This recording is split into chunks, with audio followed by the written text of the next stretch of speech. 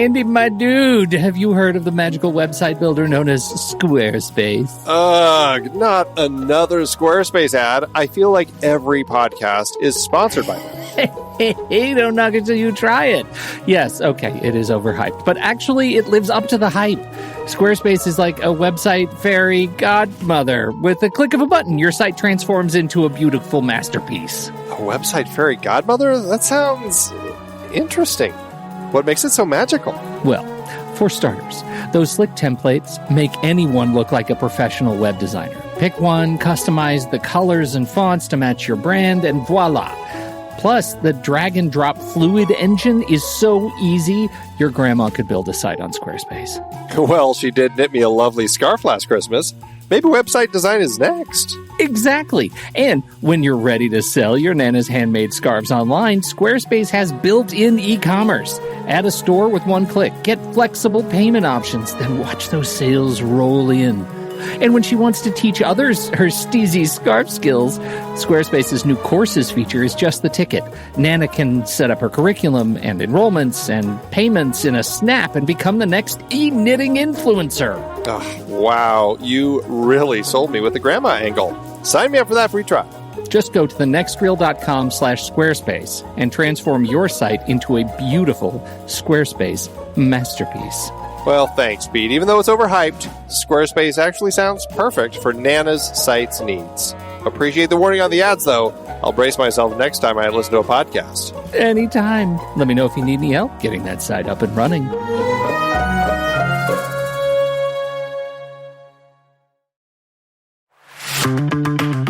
It's hard to believe that we've been having in-depth weekly conversations about movies since 2011. So many great conversations over the years about so many great movies. All that said, producing this show week after week requires a ton of work behind the scenes. Becoming a Next Reel member gives you access to all sorts of additional and exclusive content. Plus, you're helping us keep the lights on.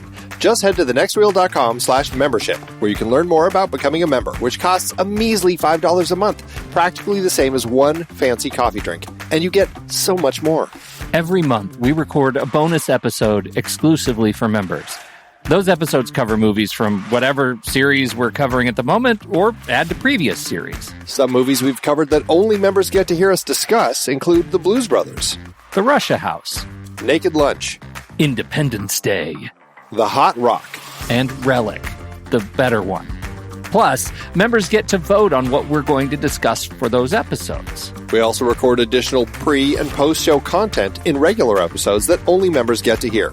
Like conversations about similarly themed movies. And answering listener questions from our live member chat. Speaking of our live member chat, we record almost all of our episodes in Discord, where members can chat right along with us live. Members get access to other members-only channels in our Discord community as well. On top of all that, members get all episodes a full week earlier than everyone else in a private Next Reel feed just for them that includes all the shows in the Next Reel family. The Next Reel, the Film Board, movies we like, Sitting in the Dark, and more new projects on the way. To top it all off, members don't have to listen to ads. We've already eliminated those annoying, dynamically inserted ads that, let's face it, we all hated. We are listening to you. We love podcasting for a living, and those ads help to pay the bills. Now, we're counting on you, dear listener. We promise. We aren't going back to those terrible, dynamically inserted ads that don't relate to us at all. All we ask is that you consider supporting the Next Reel family of podcasts with a membership. Again, it's $5 per month or $55 per year. Just head to thenextreel.com/membership. thenextreel.com/membership. Get your access to early, ad-free episodes with bonus content, member bonus episodes, and access to member channels and live streams in Discord by signing up today.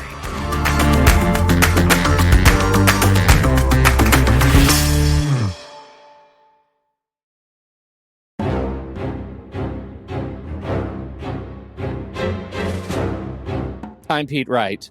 And I'm Andy Nelson. Welcome to The Next Reel. When the movie ends, our conversation begins. The Killers is over. The job comes first. But afterwards, we'll have business together. You've been asking for it lately. Hey! Any objections? Yeah. You touch me and you won't live till morning. You'll not meet them tomorrow. Aren't I sweet? Most of them turned out to be unhealthy. The farmer died from natural causes. The Swede and Blinky Franklin were both killed. You know who else was in the gang? You were.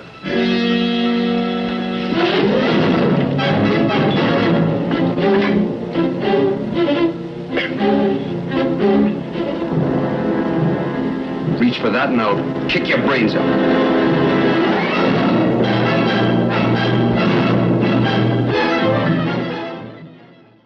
Okay, Andy, it's The Killers, 1946. Yes. We're continuing our romp through adaptations. 1947 Academy Award nominees for Best Writing Screenplay. As they called it at the time, they obviously later changed it to Best Adapted Screenplay. But that's where we are.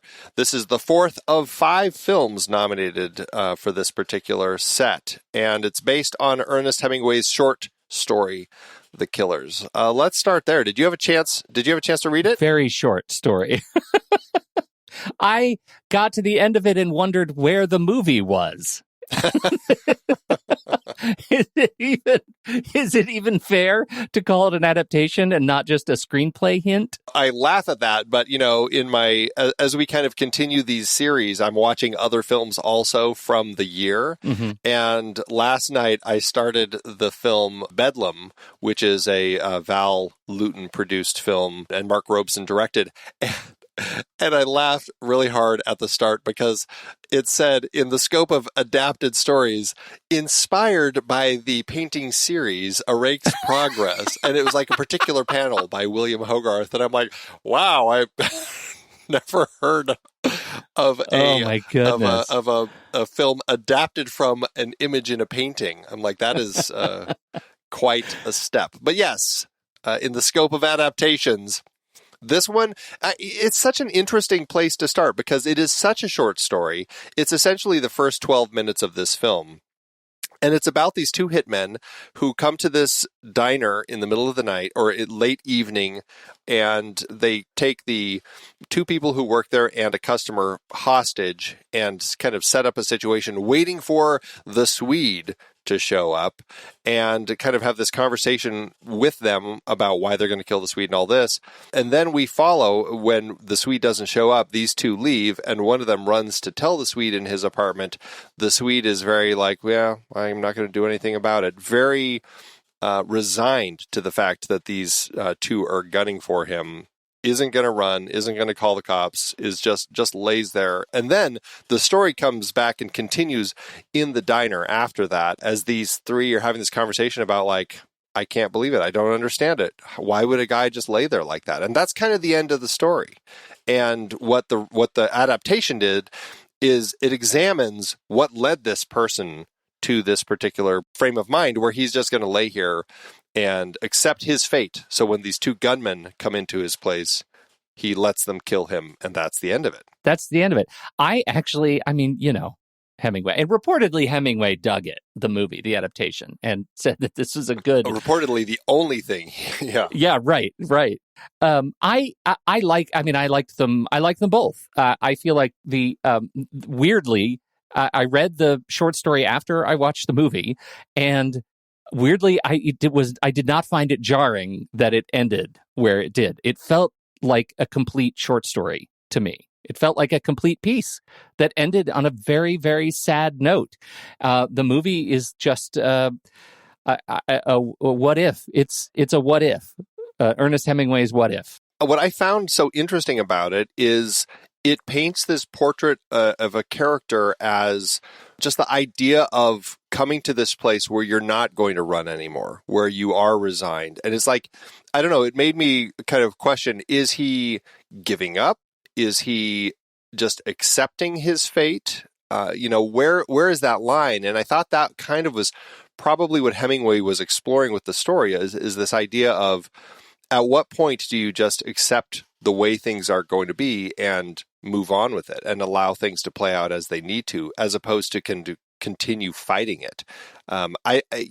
He wrote it in the late 20s, And so, I was like, is there something of the time that kind of fit into that? And it wasn't quite like the Great Depression or anything like that, but I think that certainly there was enough hardship going on still that I think you can look at like this idea of just resigning yourself to your fate and accepting the way things are as an interesting mindset to study. And that's what I found so interesting about the story that he wrote. Yes. And then he adapted it and gave us more meat to that. But in the scope of the crux of what he was creating, I guess it's an interesting question. Did they find a way to kind of keep that essence in the story? Well, I think that's one of the things that's most interesting about the story and of the film, because the movie just teases at all the things you just talked about. Is it resignation? Is it fatigue, like world weariness? He's just tired of running, whatever. We don't get to know why he ended up at this place where he gives up and allows himself to be killed. And I think the movie tries to answer that question. Why is this guy so tired? And we're going to do it in a couple of different ways. We're going to do it through this bonkers nonlinear narrative. We're going to tell you all kinds of flashbacks to lead us to the death of this guy. And we're going to show you that through both his literal journey and the metaphorical journey of his career as a boxer, both of those things come to an end as a result of events, right? As a boxer, he fights so hard, he never gives up until he loses his hand. And that becomes his undoing of his career. And that contributes to the fight so hard to try and get ahead in the world. And he's undone by these unscrupulous characters that he's thrown in with as a criminal in this heist. And all of these things cause him to just sort of fall apart and lead to, you know what, I'm just going to lay on the bed and hold on to the bed rail and take whatever comes next. And I think that's the interesting thing. That's the thing that makes the movie additive to the story. I can see why you might say, if you're a real Heminghead, you might say, oh, it removes all the mystery from like what the sort of sweet encapsulation of grief that Hemingway captured in the story. But to me, as a piece of film, notwithstanding all the other noir contributions that this thing offers, I think it gives us a lot to the adaptation of this character of the Swede and all the people that revolve around him. That's my rant. I really agree with that. I think that they found a way to capture that essence and give us reason for it. Did we need the reason? No. In Hemingway's story, no. I think that's the point of that particular story. But the way that we get it here, we get more of a reason to it. And I think it works just as well. Like now we really can understand and still ask ourselves, like, did the Swede hit this point where he's resigned because of, the femme fatale and how his life was kind of destroyed by her? Is he giving up? Is he just resigned to fate? Where is all of this? And I still think we have all those questions, but just in a bigger scale. And I found it to be a fascinating exploration and continuation of where Hemingway left us. Yeah. And it's this sort of fatigue, this world weariness is Hemingway's jam, right? Like he lives in a space where people are done and they're going to do whatever it takes to do what's next, but they're so done that they're willing to make interesting choices with their lives. And that, I think the movie doesn't do anything to diminish that spirit. And that's one of the things that makes the movie solid. Are you familiar much with Anthony Weiler, who is the one credited for writing the screenplay? We should just note that John Huston and Richard Brooks actually co-wrote this screenplay first. But I guess because, at least in John Huston's situation, he was contracted with a different studio and so had to be uncredited. Just the craziness of the way things were back then. Who knows? I'm not sure why Richard Brooks wasn't, but it did get credited specifically to Anthony Weiler, who obviously still worked on it. Have you seen many of the films that he had written, which is, a pretty lengthy list? Yeah, it's like enough, right? Like to be surprised at how many he had written. I was actually really surprised. I had watched the Why We Fight documentary, and he was I knew his name first as a narrator. I couldn't have pulled it out of thin air for you, but that was the first thing I thought of when I read his list of credits. Was I've seen that. There are a couple of other movies in here that I feel like I've seen, but I am not Anthony Weiler is not a catalog I have celebrated in the past. Well, he's certainly a name who crosses my path a number of times. I don't think I've ever sought him out, but it is interesting when I'm like, oh, Stage Door. He worked on that. He was an uncredited writer on Gunga Din. He worked on The Stranger this same year as this with Orson Welles. And it's interesting having been somebody who, worked on this along with John Huston. He ended up writing a number of scripts for John Huston later in John Huston's directorial career. Moulin Rouge, Beat the Devil, The List of Adrian Messenger, The Night of the Iguana, and which was his last screenplay. And so I don't know. I don't have a good sense of him as a writer, but just looking at the list of stuff that he's worked on, I think it's fair to say it's probably okay for him to be credited for this, whereas the other two uncredited didn't get anything. I'm sure that he still contributed quite a bit to the work here. I'm sure he did. Although I have to say, like, just knowing more about John Huston, this feels to me more like a John Huston movie, and so I need to study up on Wheeler because I'm sure you're right, and he deserves more of the credit. Tonally, I don't know how to assign him that sort of credit when John Huston's name looms so large. Interesting that you mentioned the kind of the tone and everything. Do you think that after we're outside of the opening 12 minutes that comprised of Hemingway's short story, which largely also still had a lot of Hemingway dialogue, does it still feel like they kept that voice? Like, do you feel like we're still getting that snappy Hemingway tone through the rest of the film, which also fits very much into kind of noir? I mean, that was what my comment would have been. Like, how much would you assign to classic Hemingway dialogue versus tropes of the then kind of burgeoning noir? Yeah. Right? Because I think it's kind of hard to tell the difference on the film. I don't know how I would make that statement. To me, it feels consistent to me. It feels stronger in the opening. For sure. Like, I feel like the dialogue with those two killers and like when they're in the cafe or the diner with those three people, like, I just feel like they're very sharp dialogue. I feel like they capture it mostly through the rest of the film. And I think there are some lines, like I loved the cop's last line to Ava Gardner's character. Don't ask a dying man to lie his soul into hell. I'm like, oh, that's such a great line. Yeah. Like, such a great line. There are moments like that still really shine, but I just like the Hemingwayness of that open. It's really sings. Yeah, I agree. I think it's a beautiful setup for the film. Where the film, I think this is just where the film feels dated to me. Movies where the protagonist is an insurance investigator in the 50s and 60s feels to me like kind of a comical premise for a crime film. And I never quite got to the other side of it because I don't think of insurance as sexy. And I think in the 50s, maybe insurance was. Did that hit you at all? It only hit me in the sense that it definitely felt like something that we would be seeing in the era. Like, we had seen that a few years before with Double Indemnity.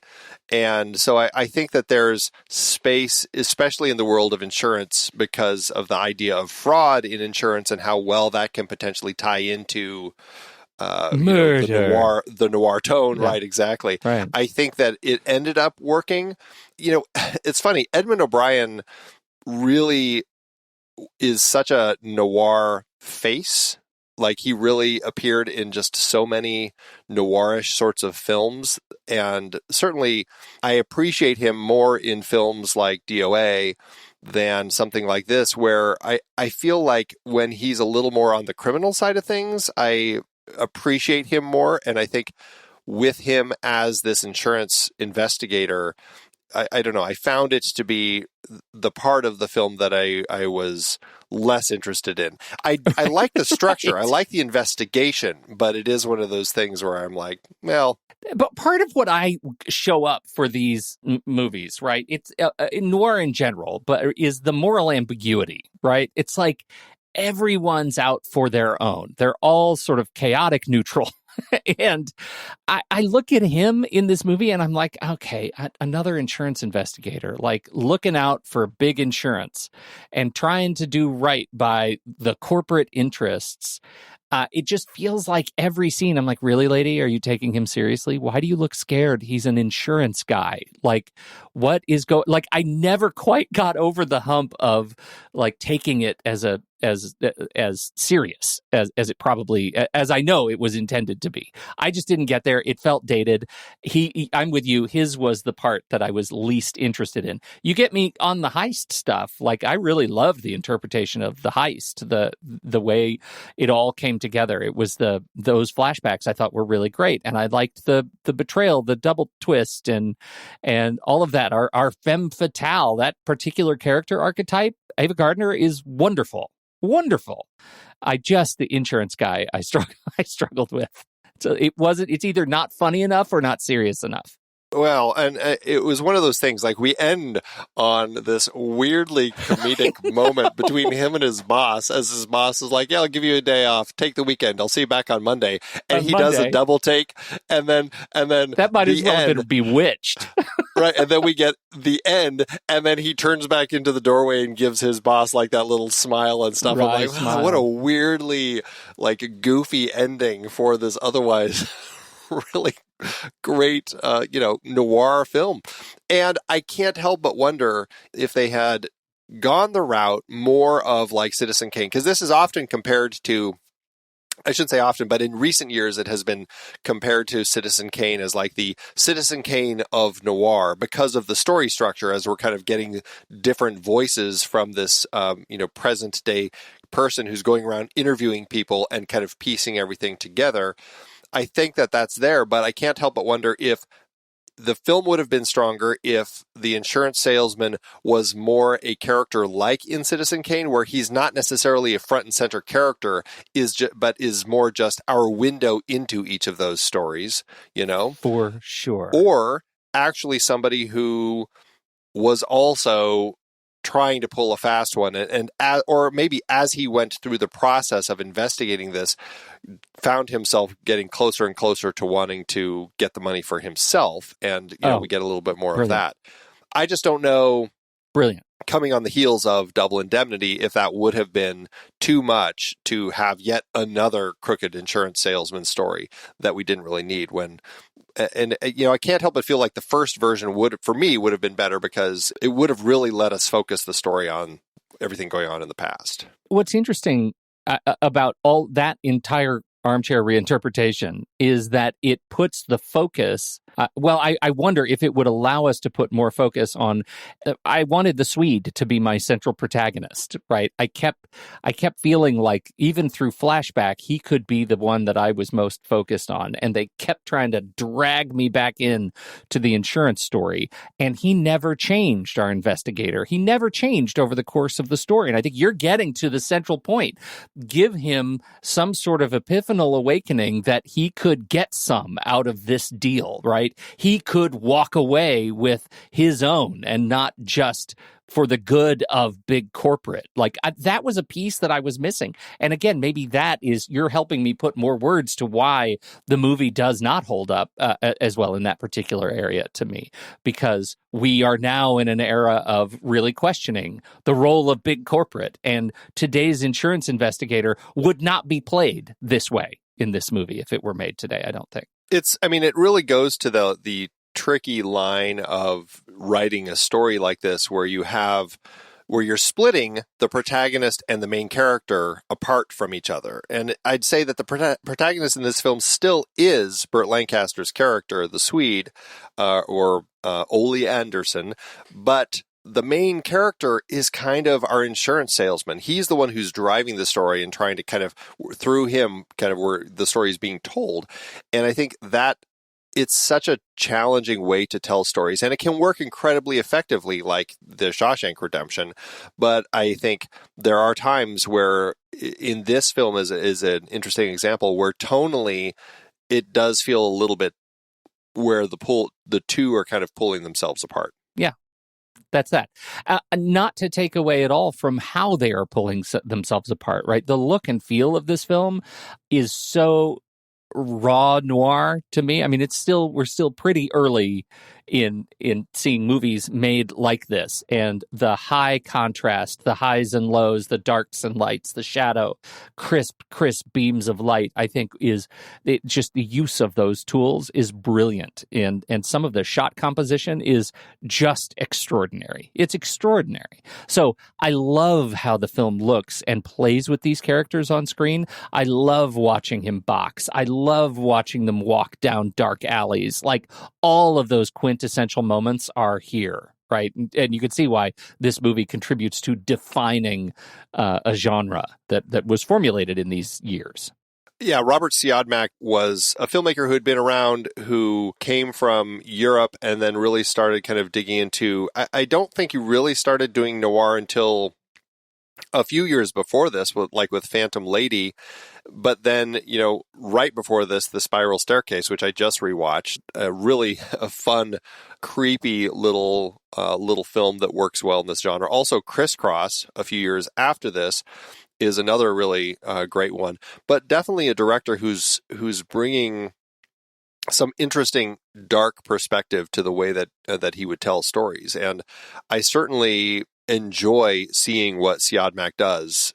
Elwood Bredell is the cinematographer, or Woody Bredell, as he was called here, is the cinematographer. And, I don't know if I have seen much more of his stuff, like Lady on a Train and, again, Phantom Lady. But otherwise, I don't know if I've seen much of the work that he's done. So I can't speak to, how these two work together or anything. But I think together they are capturing beautiful noir, just shadows and just the way that the pools of light play and the way the camera moves. It works very effectively for this, for the genre.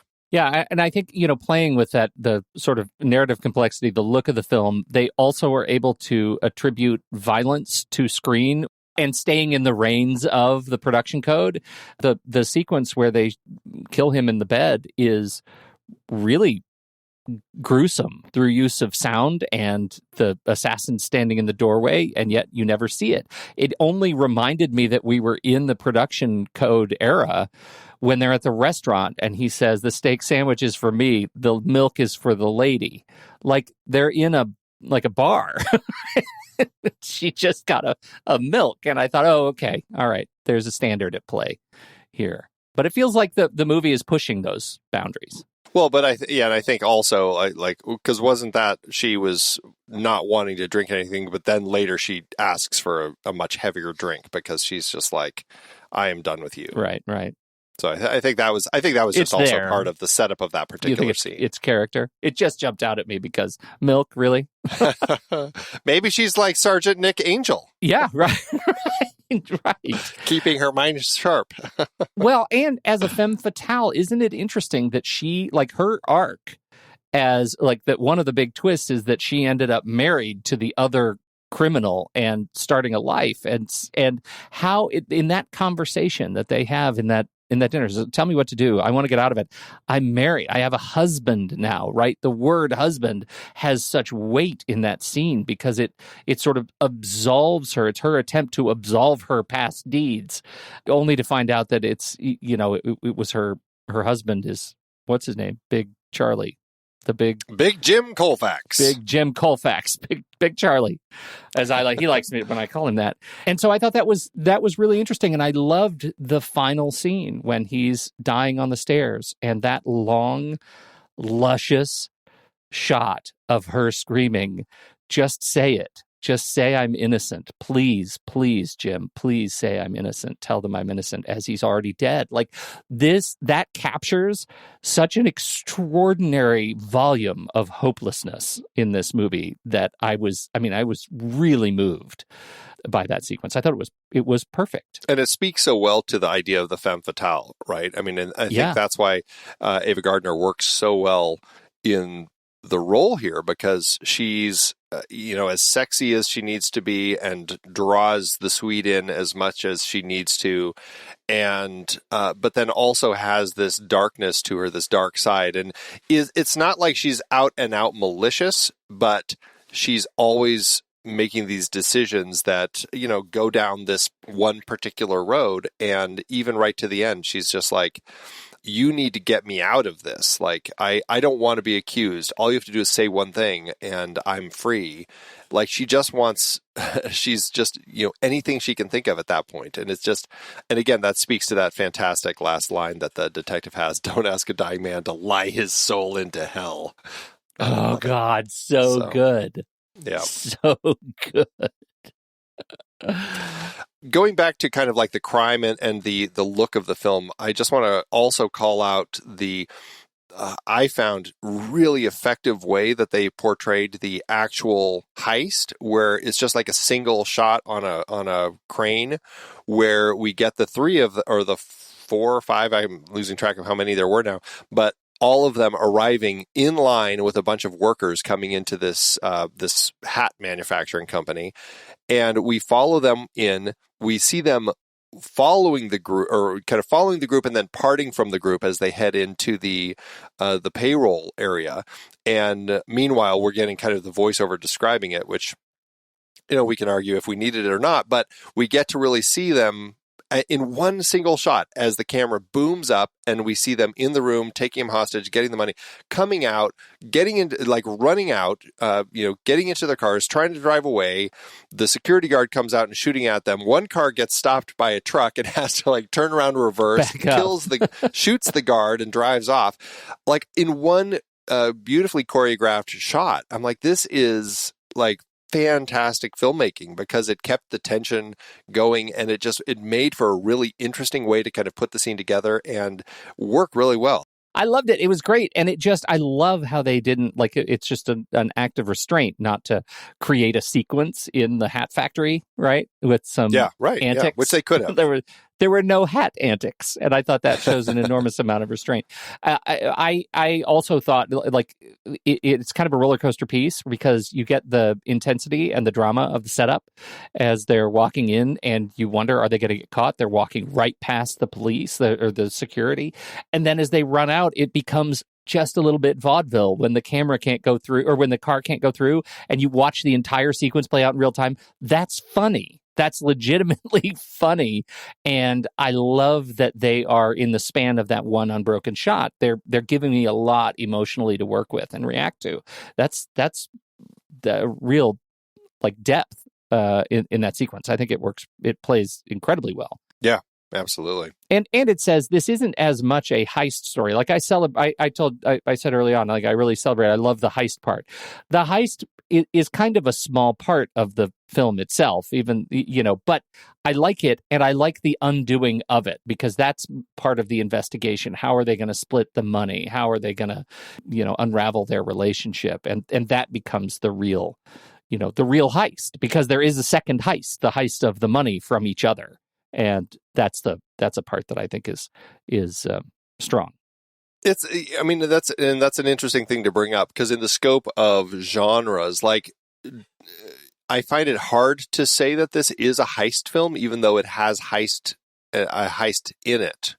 It's a crime film, but I don't know if I would call it a heist film out and out. It's like, I don't know, where's that line for you? Yeah, well, I mean, it's in my head. I use the word heist, but as we're talking about it, the heist is small, right? It's really the flashback reaction to the heist, and maybe that's enough. I don't know that I have a real hard heist line. Well, it's just so funny because I suppose in some of our, like, we've done series on heists and I wouldn't put this in there. Well, but that's funny because the heist isn't necessarily always a big thing even in those. It's like, it's part of the story, but so much of the story also involves like the planning and the post elements of the heist. This film certainly deals with the post elements of the heist. The planning is pretty sparse. It's like kind of already it's pre-planned as he just kind of has a conversation with everybody and that one guy backs out. But I think largely it just doesn't end up feeling like a heist film. So that's just interesting in the scope of genre, why this doesn't necessarily feel like a heist film, even though it has a heist in it. It's like calling it a boxing film. I wouldn't call it that either. I also wouldn't call it, but then what would you call it? An insurance film? It's an insurance film. Well, it's a crime film. I think it's definitely a crime film. It certainly is a film noir. And, I think with those, I think that pretty much kind of covers a lot of the scope of the rest of it. But crime film seems broad. Like a boxing film is a sports film. A heist film is a crime film. So what is the subcategory of this film? We know it's a crime film. Stylistically, it's a noir. Well, I guess I would say it's a heist film. I guess I would put that in as its subcategory because they are going through a heist, and then we deal with the aftermath of the heist as they kind of continue figuring out what's going on. I think that it's in there. It is a tricky line, though. Like, what specifically is the line for a film to kind of cross into a full-on heist film? I think it's heisty or heistish. It's heist adjacent. It's definitely heist. There's heist involved. Yes. All right. We haven't really talked much about. We've talked a little bit about Ava Gardner as Kitty Collins, our not really our antagonist, but certainly our femme fatale for this particular film. But Burt Lancaster, this was his first film. He had a contract already with, I can't remember which particular studio his contract was with, but he had not yet worked on any film. This was the first time that he ended up getting cast in anything. We've talked about him in a number of projects. I mean, right out of the gate in his first film. I mean, how does this work for you as a Burt Lancaster film, and how well does he do in the part? You see him come on screen and you can kind of see, he's going to be the big goofy boxer. Oh, wait a minute. There's something about this guy's career. Wait a minute. Oh my God, that's Burt Lancaster. That's the whole thing. That's the arc, like how I felt. Like that's what I was saying to myself. I think he's great. And I think by the end of the film, toward the end of the film, when he loses use of his hand and you realize that he's just kind of a lost guy, and that bookend becomes clear, how he gets from the loss at the end of the film to what we've already seen at the beginning of the film in that first 12 minutes, he is able to tie those threads together just through emotion and presence in a way that kind of outclasses just about everyone else on screen. In the movie, he talk about a slow burn performer. That Burt Lancaster is something else. There's just energy, like even in that opening scene. Like if we only had the Ernest Hemingway adaptation and he was just playing the Swede in that opening, there was already enough just in the way that he portrayed that resignation.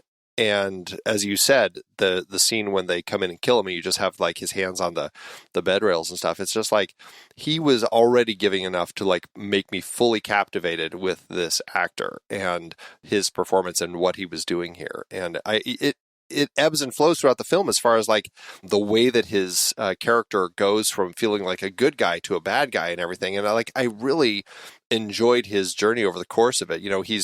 There's a scene when we're getting a story from Sam Levine's lieutenant who had been friends with him. They grew up since they were little kids, and now he was a lieutenant and the old Swede was a boxer. And it was after his boxing career had ended, and he runs into him again, and he's decked out in that zoot suit, and he comes in, and this is where he's like, he approaches the cop in a way that I just wasn't expecting, because this is a scene where the cop is trying to bust Kitty Collins for, carrying stolen jewelry, and then he decks him, out of nowhere. Burt Lancaster decks the cop, and it's just like, I don't know, just the way that his energy was flowing through the scenes. It was just exciting to see. And you could tell that he's going to be a star because there's just so much on screen that he exudes all the time. Do you know anything about Siodmak's reputation directing performance? Because this feels to me like such a wonderful example of what must have been a strong partnership between Siodmak and this early actor, right, in one of his earliest performances, like really harnessing skill and talent and charisma on screen. And I don't know if he's known for his characteristic direction of actors. I'm not sure. Well, he did crisscross with Lancaster also, so obviously they at least worked a couple times together. I do know that Siodmak was very frustrated with Ava Gardner, and in the end scene, he didn't feel like he was getting enough out of her, and he actually apparently went so far as to say, if you don't do the scene right, I'm going to hit you, essentially bullying her into kind of getting the performance out of her that he wanted. And that's not really great. It's not great. I think that directors, the role of directors has certainly shifted. I think there was a period where that was deemed acceptable if you were going to get the performance that you wanted. Certainly Kubrick has been, something that's been stories about him. I don't think that is beyond a lot of directors at the time. And so it's tough to hear those stories, but clearly he was pushing to get the performances that he wanted. I certainly felt like he got it out of everybody here, even if he had to go to such awful extremes in Ava's case. Yeah, I don't know. That comes from my own ignorance, not knowing, some of those stories about Siodmak, and that's unfortunate. But, clearly here, at least in this partnership, and I would say between all three of them, I think Ava Gardner's performance is just as strong here. And I know this has become kind of a seminal work for her in her early career, and they're great in this movie together. As much as this film kind of gave Burt Lancaster to the world, Ava Gardner had been appearing in a lot of films, but hadn't necessarily broken out, as it were. And I do think that this is kind of that point where people started taking notice of her, and she, definitely, came to more prominence after this. Yeah, right. Now, Albert Decker plays Big Jim Colfax. You talked about the mustache and everything, the evil mustache villain here. Do you like him, though? Do you think that he works well as our villain? If I gave him any thought, I probably would. So you don't give him much thought? I honestly, he doesn't stand out to me as a terribly memorable figure because we don't, I don't think we see a ton of him in the movie, right? We get him as the principal architect of the heist, and he's part of all of that. He's interviewed by our hero insurance adjuster, and we see him at the end. And so, in terms of his role, the role, in terms of the character economy, is to move certain investigatory elements forward, and he serves that very well. But if there is a character on screen, I'm focused on the insurance adjuster or Burt Lancaster or Ava Gardner, and everybody else is a utility player to me. I thought Big Jim Colfax was good, but he didn't stand out. It's interesting. I found he did stand out. I really enjoyed him in the role. I will say I prefer Ronald Reagan, surprisingly, in the remake, which we'll talk about a little bit later. I was going to ask, yeah.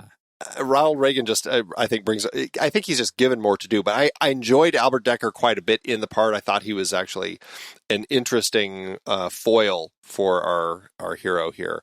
And we'll be talking about him in our member bonus episode, The Wild Bunch, that we'll be doing in a couple months as we continue that series that we're doing for members, which we're doing the 1969 National Film Critics Association Awards for Best Cinematography from 1969.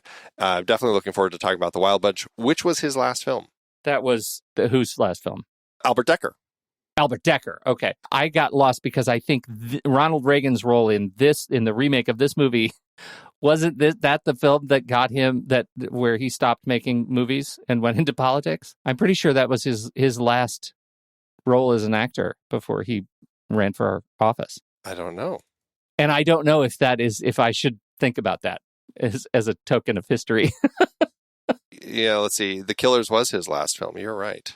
Interesting. Going back, though, to Albert Decker, this is a tragic, horrifying, sad end to him. I'm just going to read this from his Wikipedia page. On May 5th, 1968, Decker was found dead in his Hollywood home by his fiancée, fashion model and future Love Boat creator Geraldine Saunders. He was naked, kneeling in the bathtub with a noose tightly wrapped around his neck and looped around the shower curtain rod. He was blindfolded, his wrists were handcuffed, there was a ball gag in his mouth, and 2 hypodermic needles were inserted in one arm. His body was covered in explicit words and drawings in red lipstick. Money and camera equipment were missing, but there was no sign of forced entry. Police originally said it was suicide, but the deputy coroner found no evidence of foul play nor any indication that he planned to take his life and ruled his death accidental, the result of autoerotic asphyxiation. Wow. Now, it makes you want to stop that kind of behavior in your own life, right?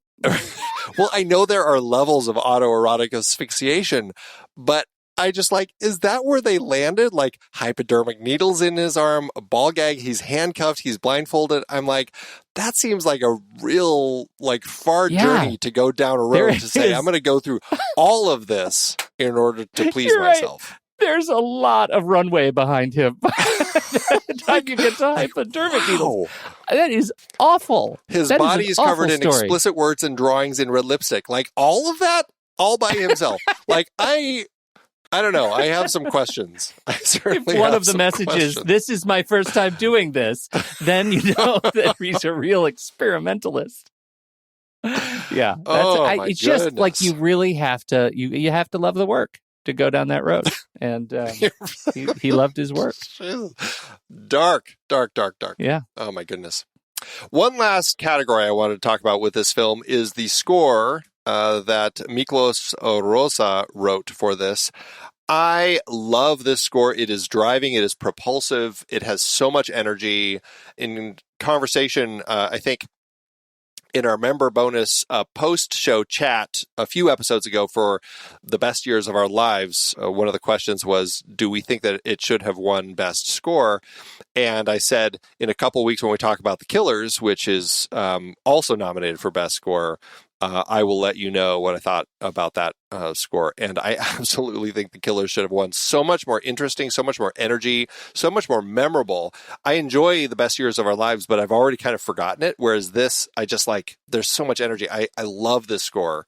And it was just thrilled to hear it. It feels noir. It was perfect. Can you find it? Do you listen to it? Or do you just hear it in the movie? Have you searched for it? It's never been released, has it? I haven't searched for it. I've listened to in prep for the episode, the trailer. I've heard it through the trailer and just everything for this, but I have not actually searched for it to see if it's readily available. But it's hard because there is also a band called The Killers, as you might be familiar with. And so it's funny when you're I just want to look for The Killers. Oh no, I don't need every album by The Killers. I just want the score to The Killers. But yeah. That's funny.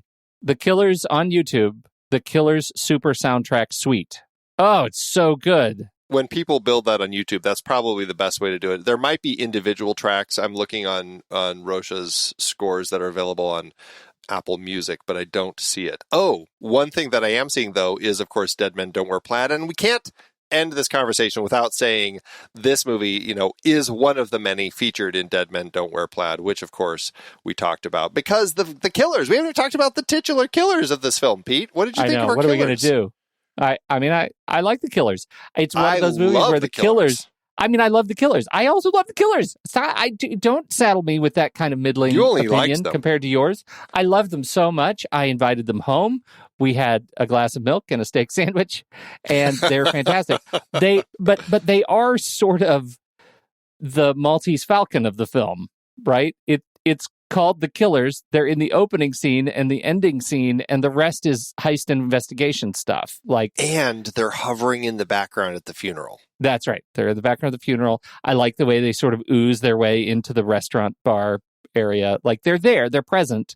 They're great. No, they're great. I love them so much. They're the reason to watch this movie. They are so perfectly cast, though. What a pair. Just seeing the kind of the almost like Laurel and Hardy shapes of them in the background at the funeral. It was just interesting. I wonder why they have decided to stay here to be at the funeral. What is, that was one of those questions. I'm why would they be there? I don't know. I just found it to be so interesting. I loved that pair. And it's just so interesting because they are definitely supporting characters in this version, whereas in the 1964 version, Lee Marvin is the protagonist of the film, and he becomes essentially the role of the insurance investigator trying to figure out what is going on with this case. Such an interesting shift in the way the story is told, and it works just as effectively. I really love that version too, but this pair, just top notch. Well, and there's not a little bit of me watching William Conrad in that opening 12 minutes and thinking, man, he is a young Orson Welles knockoff. And so I can kind of put it in my head that Orson Welles is one of the assassins. So that's another layer of the onion. Definitely. Well, I guess that's it. So we will be right back. But first, our credits.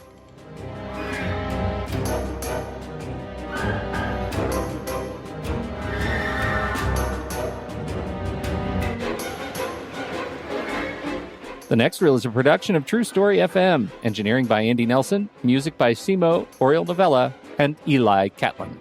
Andy usually finds all the stats for the awards and numbers at the-numbers.com, boxofficemojo.com, imdb.com, and wikipedia.org.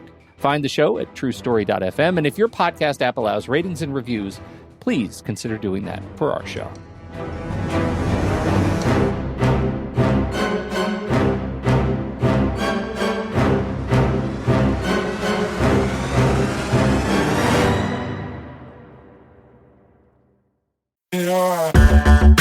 Andy, can you believe we've almost hit 700 episodes of The Next Reel? I know, it's crazy. And with all the other episodes in our family of podcasts, we are well over 1,200 episodes of movie conversation. It's really pretty amazing that we've gotten to have these in-depth movie chats every week for over a decade now. And we couldn't have done it without our loyal community of film fans. Their support over the years has meant so much. For sure. That reminds me, we should give the merch store a shout out. Buying shirts from thenextreel.com/merch is a great way listeners can continue to support the show. Plus, they get to sport our great designs. Absolutely. I think sometimes folks forget we have a variety of shirts, mugs, phone cases, and more available. In fact, a great place to start is with a shirt sporting the Next Reel's logo. We also have that classic Fast Times Spicoli Surf School tee, or the weirdly popular Rusty's European Tour shirt. The one from National Lampoon's European Vacation.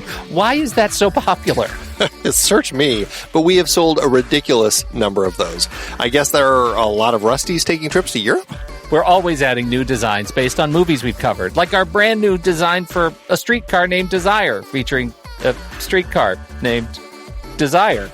So if you want to rep your love of TNR and films, head to thenextreel.com/merch. Every purchase helps us continue to have these weekly in-depth conversations. So visit thenextreel.com/merch today. And as always, thanks for listening and being a part of the Next Reel community. We've got lots more great movie chats coming your way. All right, sequels and remakes. Man, there are a few. Well, the interesting one, we've already talked about the 1964 version, which is interesting because Don Siegel directed it, who was originally wanted or slated to direct this, and Robert Siodmak actually came in to replace him, which is kind of an interesting twist that he finally directed a version later, which also was directed to be on television at the time, but was then deemed too bloody to be on TV, so ended up later getting a theatrical release, which is kind of funny.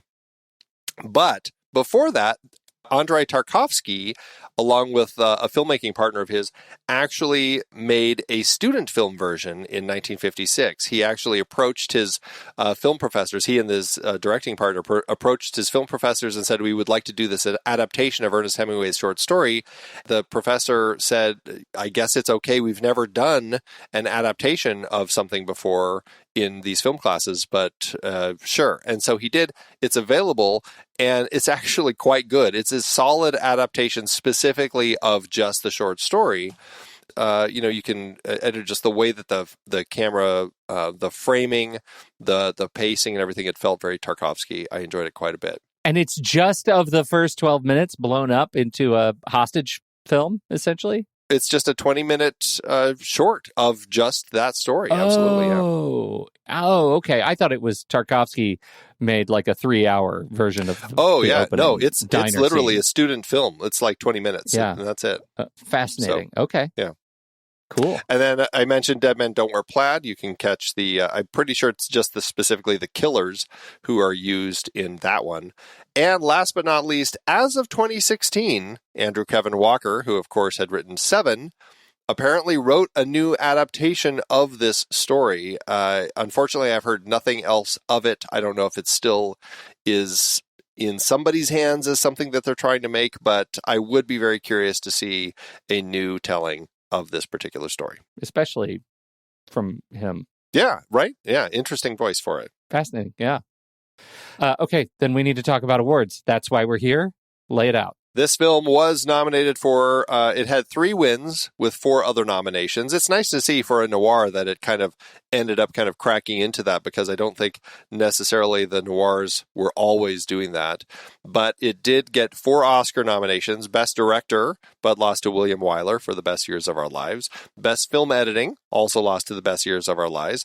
Best Music, scoring of a dramedy or comedy motion picture, which we've already talked about, lost to The Best Years of Our Lives. And, of course, per this series, Best Writing Screenplay or Adapted Screenplay also lost to The Best Years of Our Lives. At the National Film Preservation Board, it won, well, it always classifies it as a win, but it was added to in 2008 to the National Film Registry. It won Best Motion Picture at the Edgar Allan Poe Edgar Awards, and it was included on the top 10 list of films for the National Board of Review for films from 1946. Okay. Now, where do you stand now that you've seen this and Best Years of Our Lives back to back in terms of the best writing screenplay? Oh, I would still lean toward The Best Years of Our Lives. That film was rock solid. I just think that, again, I think some of my issues with this boil down to kind of the structure of the insurance salesman side. That is exactly where I stand on it. If there are stars to fall, that's going to be where they land. Yeah. And yet, how do we feel about where the dollars fell?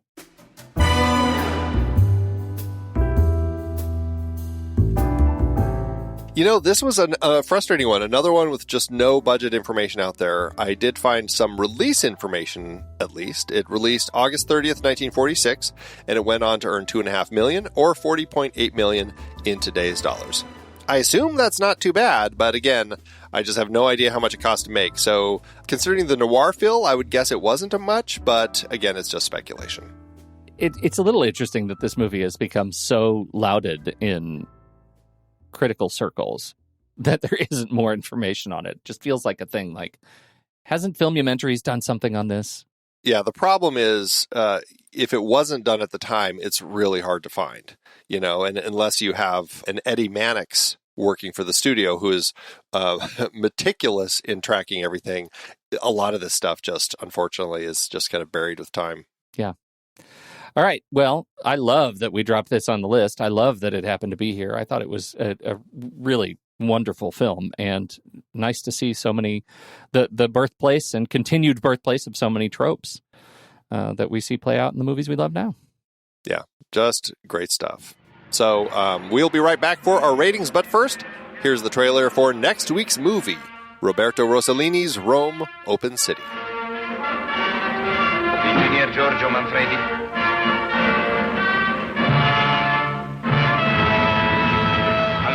Pronto? C'è Giorgio? Marcello! Devi andare a Don Pietro, sbrigate! Attenti, Don Pietro! Bisogna stringere un blocco compatto contro il comune nemico. Non dubitate, non mi sfuggirà. Non è per sfiducia nei vostri sistemi, ma preferisco fare da me. Ho preparato la tua tesi. Giovanni e Visco. Se non finisce presto sta guerra io divento scemo. Domani andremo da Don Pietro. Mi avevo perso di nascondermi per qualche tempo in un convento. Ci andremo insieme. Francesco! Chi è?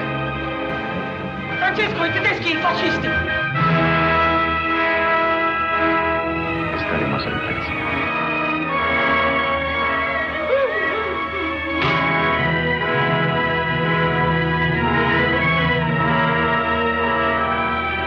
Ci sono dei momenti che non ne posso proprio più. Quest'inverno sembra che non debba finire mai.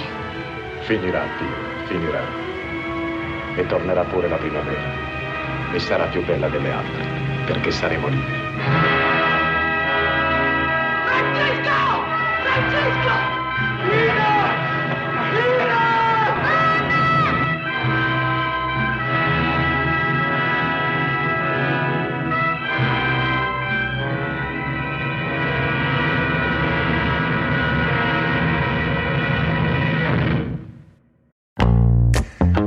It is hard to believe we've been having in-depth weekly conversations about movies since 2011. You're telling me producing this show week after week is so much fun, but it does require a lot of work behind the scenes.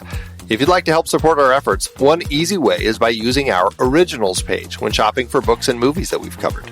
Your purchases made through our links give us a small commission at no extra cost to you and allow us to keep having these great discussions. The Originals page at thenextreel.com/originals links to the source material for all of our adapted film discussions. Purchasing through our links supports the show. In Season 13, we explore various awards categories and the films nominated in them. We wrapped up our 1940 Best Picture series with adaptations of Mice and Men from John Steinbeck and Wuthering Heights from Emily Bronte's novel, not to mention the play Dark Victory by George Brewer Jr. and Bertram Bloch. The 1947 Academy Award adapted screenplay series featured Anna and the King of Siam, based on Margaret Langdon's book, plus The Best Years of Our Lives, Brief Encounter, and The Killers. The 1952 cinematography nominees included Death of a Salesman and A Streetcar Named Desire, A Place in the Sun, based on both a play and a book, and Strangers on a Train, based on Patricia Highsmith's first novel.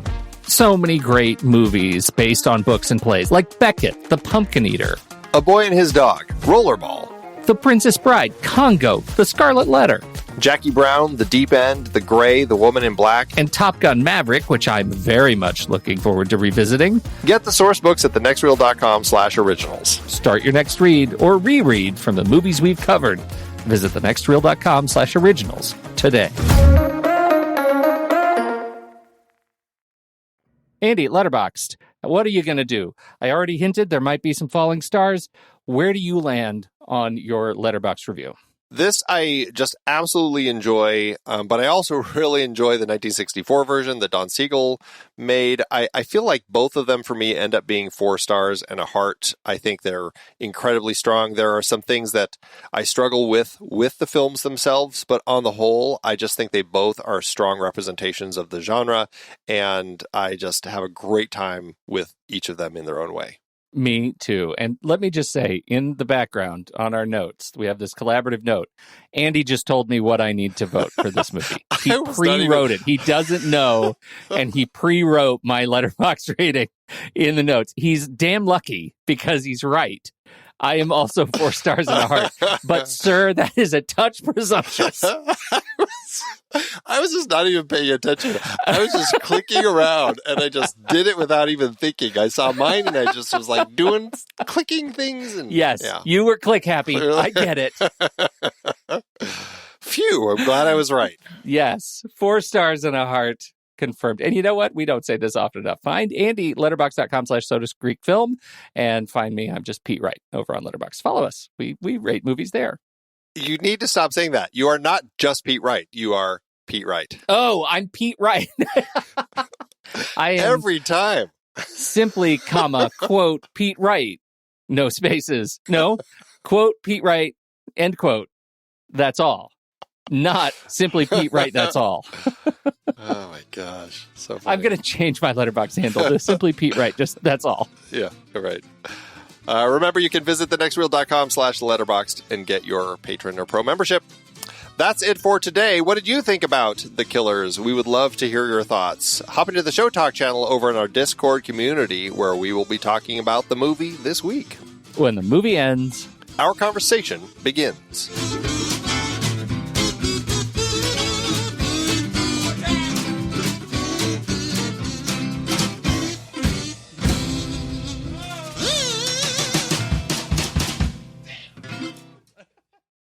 Letterboxd giveth, Andrew. As Letterboxd always doeth. Okay. What do you got? You got there people have all kinds of tastes. There's no Letterboxd shaming here. There is no Letterboxd shaming. Oh, I want to say that, and I feel like I picked mine because I'm Letterboxd shaming someone, and now you made me feel guilty. I'm honestly, here's the thing.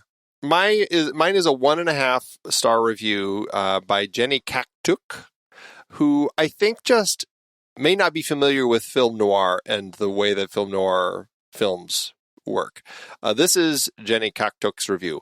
It was cool, and then it was just weird and sexist. The plot twist is that the woman is the evil one, and they built up to this by having random people say, I completely understand women, I'm a women expert, to make it all a huge shock that all along women are evil and they didn't understand women after all. She's depicted as this evil, seducing, controlling, deceptive woman because we only see her through the perspective of men. Maybe she's innocent. Who knows? I wish they made it more about fear of women, prejudice, misogyny, instead of just being all these things by accident. Obs, I can't expect much from an old film. I don't forgive it. How? Yeah. Yeah, because it's much less about old film. It's about an entire genre.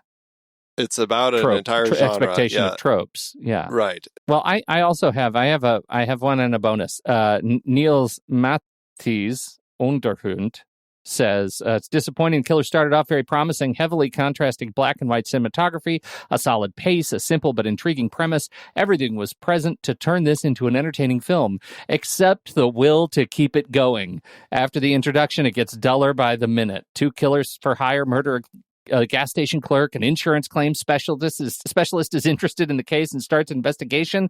Through a series of flashbacks, we learn that the clerk is an ex-boxer whose glory has faded over the years. The deeper they dig, the more it looks like there's a hidden angle to the murder. The intro is moody. The rest of the film is just people talking and narratives unfolding. Endless conversations between rather bland characters that reveal the true nature of the murder, which isn't interesting in the least. It's a shame to see the potential go to waste. Looking at the first 10 minutes, this could have been a decent classic. And that's followed up by a 1 star from Fly, 1 out of 10. Go stream Mr. Brightside by the Killers instead. Which may be more your cup of tea. Yeah. Yeah, it's interesting. There are a number of people who definitely call out the fact that the opening, which was adapted from specifically the Hemingway story, that's the part that works for them. The rest of it, they're not fans of. So there's definitely some of those, which ties into yours. Yeah, truly. All right. Thanks, Letterboxd. You're the best.